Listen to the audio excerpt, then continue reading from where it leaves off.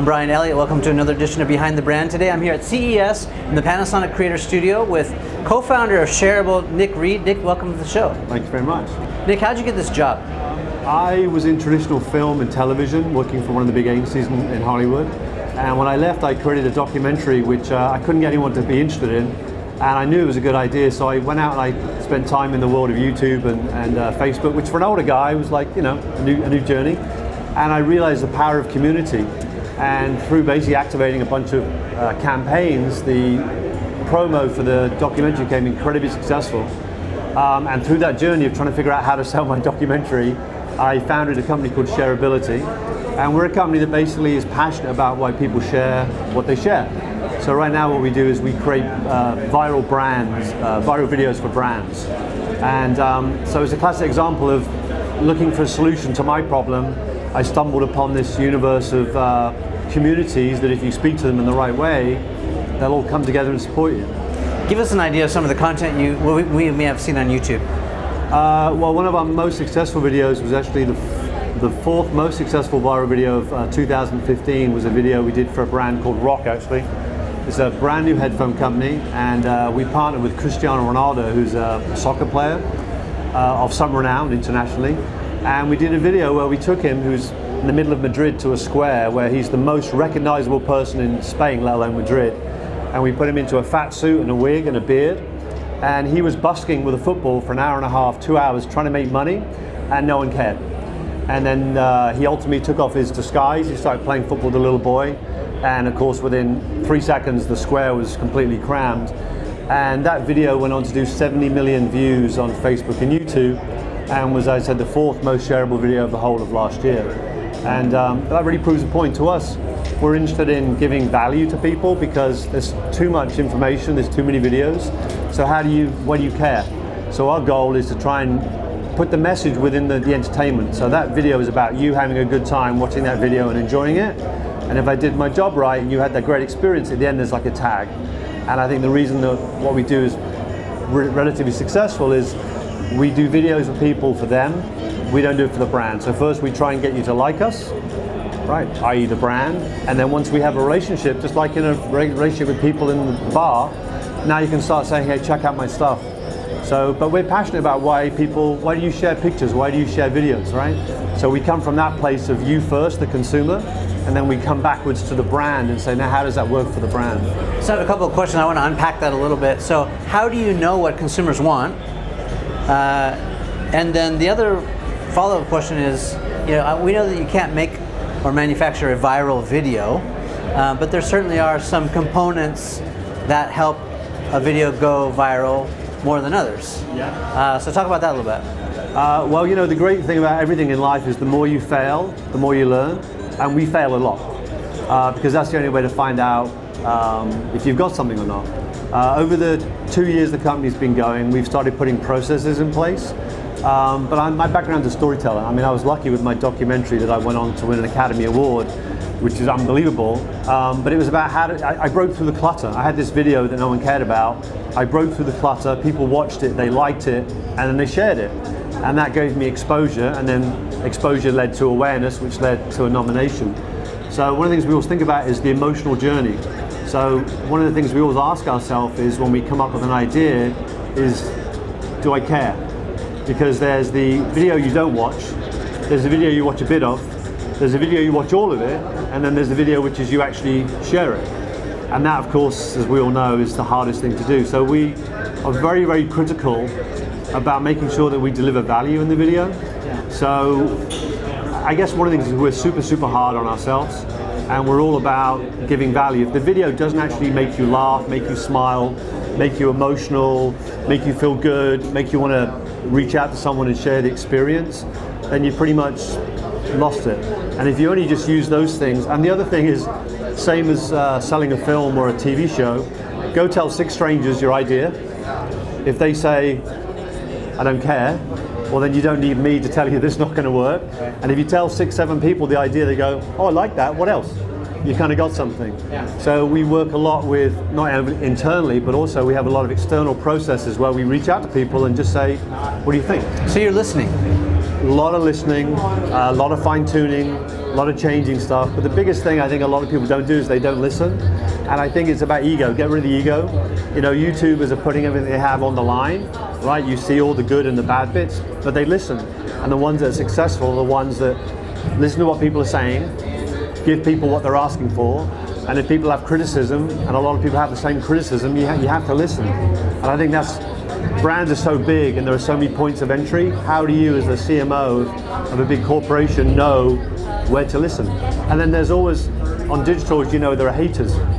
Doesn't matter what you do, there are haters. And if you're not used to digital, you go, it kind of freaks you out. So it's also just understanding the flows and rhythms of the internet. And also we've done videos with people that have just been trending. So you jump on it very quickly, you do the video, you release it very quickly, and you stay in the trend. If you go for someone else who's 6 months too late, no one cares. So it really comes down to a lot of living in the space, looking at what people are doing, making sure you don't do stuff that people have already done, and really making sure that you just listen to everybody. If someone says, I have kids, I have a 90-year-old and a 60-year-old, and then my daughter says, nah, you listen. So give us an idea, you know, a lot of people who watch this show are creators and they're making their own videos. How much do you spend to test and to fail on a daily, you know, on a project basis? So we have we're in ideation all the time. And then when we have ideation, we have processes that we keep running through, and we're basically trying to get the top 10% of ideas to come through the top, right? That involves internal work as well as external work. It involves kind of surveys and stuff like that. Super amounts of research. Look at who's come before you, has someone done something similar? Has someone done something which has elements of it, but they didn't execute it? We did a video for a company called Fresh Pet, which was animals with human hands. So we launched it a year ago, and we did the new Christmas one. Super successful. The ratio of sharing on the video was running at one point at 10%, which is unheard of, right? You know, we had 400,000 views and we had 4,000 shares. It was like, right? I'm sorry, 40,000 shares, which is crazy. But people had played around with animals and human hands and had done them, but they hadn't executed very well. So we said, we're going to do it full out. So we did it with 13 dogs and a cat, big studio, big shoot. And we also made sure that each animal had their own identity. So you go, that's my nephew, oh my God, that's my uncle, oh, that's my grandma. So people started identifying. And then one of the things we worked really hard to do is find value. So we ended up teaming with a humane organization. So half the animals came from a shelter. So not only do we give food to the shelter, the company, the brand, all the animals in the video ended up being adopted, which was awesome, and also became like a kind of a promotional device for for pet shelters to say, guys, there's really amazing animals out there. Don't go buy a puppy, go inherit a dog. So we managed to hit all the bases. It was a feel-good project. We did good things for animals. Animals lovers loved it. And if you've got a cat or a dog, you're like, oh my God, like it just really resonated. And what was the investment? So videos range depending on complexity, but let's say $200,000 is kind of as a range. It really depends on the complexity and stuff like that. The other thing that we do is we don't just do the ideation and the production. The marketing of the video is a very big component. And I think if you are used to giving great content to people want great content. So if we can do a great piece of content which isn't an overt brand video which says how great is the brand, then people want to share that. So if you're into photography and we do an amazing video which is about photography, which is telling you how to use a camera or interviewing someone who's an amazing person, you're now watching a video about something you care about. I'm actually educating you with stuff, right? I'm adding value to you. Giving them what they want. So now you go, hey, I have my own website. I'm going to basically share that video with all my followers because you're giving me value. So now what happens is you, as the person who has the website or the Facebook page, is giving all your readers a piece of value content. We gave it to you, it didn't cost you anything, but now we win because you're sharing it with us. So in a perfect world, it's a beautiful win-win. Now, if we can replicate that 1,000 times, we use the analogy of the snowball. So when most people put a video up, unless you've already got 1 million subscribers, you go, how do people see it? Well, what we do is we basically go out and we look to find people that will be interested in the content, and we say, hey, we think you might like this. That's a very simplistic explanation. But if you can do that with 500 or 1,000 people in the first few days of launching the video, now your snowball, rather than launching like a little pebble going down the hill, is now this big. Because I've already got 1,000 people to go, oh my God, I love that video, I'm sharing it. So my snowball actually starts here, and as it rolls down the hill, 250,000, 500,000, 1 million. So the idea is to try and find like-minded people that share the interest of the video that you're doing. Do you have these people in a database, or is there some sort of list? It's a combination of personal relationships, technical skill sets, a bunch of other special juices, I suppose you'd say. It's kind of a combination of everything. And also, when you get a reputation for doing the kind of stuff that we do, we now get Japanese television call us, German television call us. There are shows that actually want to show great videos. So now what happens is it's actually going from digital and it's being transferred to kind of online traditional television. So the client is now, we've been on Good Morning America twice with our videos. So you've got like $1 million endorsement on Good Morning America for the brand, which you can't buy, so. But again, the video has to be value. It's not like, hey, buy this, do this. We're all about trying to give you something that educates you, that inspires you, makes you laugh.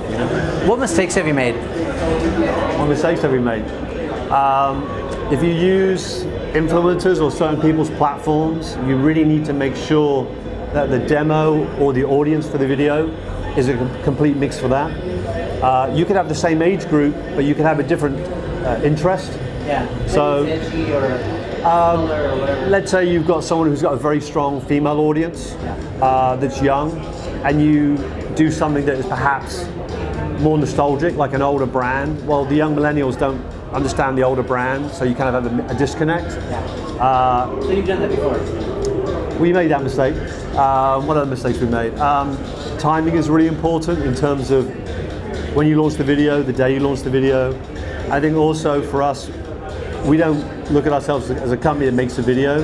We're basically trying to create a media package, which if you do it at the right time, and it's very intensive work, everything happens at the same time, you can kind of break through the clutter, because the big issue is with, I think, 200,000 hours of YouTube every day, how do you get noticed? So the idea is to try and now bring all the channels together. So in the case of Rock, Instagram, Snapchat, Facebook, YouTube, there is a plan for each of those that kind of help support each other. So so on Instagram, you'll post a little bit of the video, and if you do that right, you can have a link which gets you somewhere else. So you just keep trying to cross-connect all the pieces. So it's the perfect storm. Well, it works perfectly, yeah. And then the other big thing that really makes it work is you get people writing about you. So you have all these journalists, from the big ones like HuffPost and BuzzFeed and Mashable to kind of the newer websites. Everybody wants to write about something. So the trick with the video also, if you get it right, is how do I create something that is interesting, that you want to share, but also that the journalist goes, oh, I love that. It's a case study. Right, so that doesn't always happen. I mean, we traditionally always get a certain amount of pickup, but as you said, you never know when it's going to go. I think on the Ronaldo video, we had 2,500 media placements. So that meant actual publications who had a digital following, newspapers, big websites, actually wrote a story about the video. And because also quite often we'll do a behind the scenes video, the journalist gets to see the video, see how we made it, and then they literally write a story based on the information they have. Yeah. So they don't call us up normally and interview us. They're like, oh, I got it. I'm on a deadline. I love it. I love it. But now what happens is we have access to all their viewers because, again, we've given them value. I keep coming back to the value word again, Maybe share some parting words of wisdom for new creators. People, we're in this creator studio, this garage atmosphere. A lot of great companies are starting in a garage. And I think it's tough for a lot of people getting started because they want success in a couple of days, a couple of weeks, or months. The reality is it doesn't always happen like that. What's your advice to them? I think the main thing is passion, right? This is not, as you say, this is not like a, hey, I'm going to do it for 4 weeks and see what happens. If you do it, it should be because you enjoy it. If you don't enjoy it, then I don't know if you can have the stamina for it. Yeah. The other thing is I think you have to have passion in what it is you're doing. So if you love photography, for example, if you have passion and you really have a passion, it will come across. If you're doing it because you think there's a hole in the market, now the authenticity, just that energy that comes across with people, I don't think will be there. And I think the main thing is you want to look at people who are in your space, because although you could say I'm competitive with people that talk about photography, you know what? If you have something to say and you have a real voice, people will see that. And ultimately, if you love something and someone else loves it, you know, I think also partnerships. You know, be aware of who else in your community, connect with them. If you really love what you do and you're really good at what you do and they do the same, there'll be mutual respect and there'll be opportunities to kind of help each other out.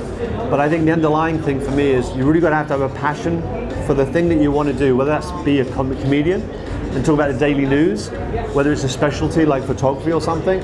You really have to live that, because if you live it, because as you start, not only are you doing the videos, you're doing your own social, right? You're doing your own Twitter, your own Facebook. And with success, you have people help you. But if you don't have that passion to be up at midnight going, oh, now I got to do my Facebook stuff, it's not going to work, I don't think. All right, we've been spending a little time with Nick Reed. Nick, thanks for coming by. Thank you very much.